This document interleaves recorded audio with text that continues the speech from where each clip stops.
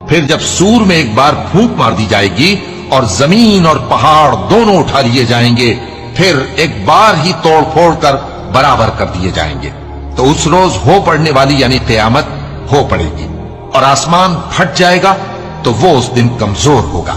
اور فرشتے اس کے کناروں پر ہوں گے، اور تمہارے پروردگار کے عرش کو اس روز 8 فرشتے اپنے اوپر اٹھائے ہوں گے۔ اس روز تم لوگ سب پیش کیے جاؤ گے اس طرح کہ تمہاری کوئی پوشیدہ بات چھپی نہ رہے گی۔